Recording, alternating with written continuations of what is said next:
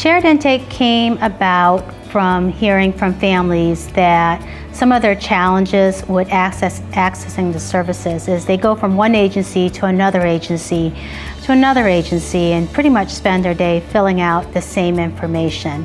The idea of shared intake is one entry point for a family.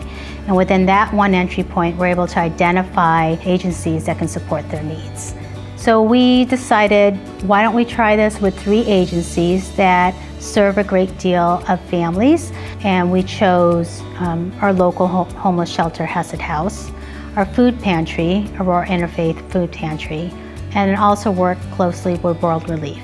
We know this is important, we know it needs to be a priority, but I don't have staff time to dedicate to this. You know, we are already, I think all of us are struggling to just keep up with our agency's mission. And so to be able to be part of this and make sure that these kids are finding out about these resources, to see the level of trust too over the last, going on 2 years, I guess, year and a half with Cassie at our agency, to see those families, they trust her now. I mean, there's definitely something when you have somebody new come into your agency that our families are, they have walls and they don't necessarily want to just open up to people immediately. And she has gained their trust over time.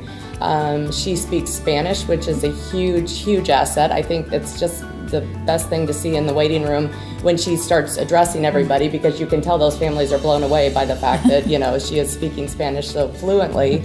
And right there, that breaks down so many barriers at our agency. And so to be able to provide that same information and the same type of service to, to our Hispanic families as well, which make up, a very large portion of our client families.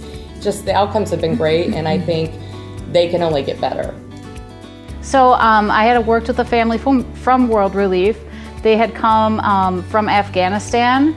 They had only been in the country for 2 weeks, and I was able to go on a home visit with the World Relief staff. I was able to call the school, which was closest to their home, to find out when they would have a screening date to get the child into the program. And it was actually that same week, and we were able to get that child screened, and she was in the program in the next couple of weeks. So, it was only about a month after she came into this country that she was attending preschool. Hesed House is actually the 2nd largest homeless shelter in the state of Illinois. So we serve about 200 men, women, and children 365 days a year. We understand that children of homeless settings have a higher rate of a learning disability. We also understand very clearly that poverty is often generational. So on any given day you can come there, and it would not be unusual to see grandma there with mom and kids and children being born into a shelter setting. I can't change what caused them to get there. I can't change the stories that they had, but I can give those little guys a chance to break that cycle. So the opportunity to partner with Spark was kind of a no-brainer, understanding that we serve such a large population of little people. The second thing that was really crucial to us is the fact that our folks are leaving. It may not be today, may not be tomorrow, maybe next week, next year, 3 years from now, but we know that they're leaving. So the opportunity to give them the skills and the understanding to collaborate with things in their community is huge. There are fabulous opportunities for them. One of the flyers that Spark put out today is that only 3% of people that are eligible are taking advantage of that. Well, that's a nightmare to me. So the opportunity to engage and collaborate with communities or other agencies around the community is going to give more advantages to our folks, because they're leaving and they're going to live in your community somewhere. So to understand that there are resources available to them, I think has a higher rate of success for them not to end up homeless again. So it was kind of a no-brainer for us.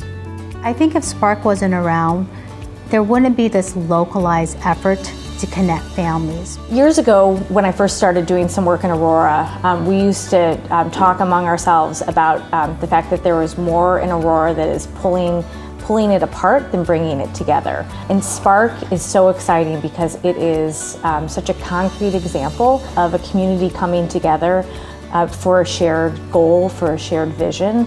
And that vision really is about building the foundation for a strong and vibrant Aurora for years to come.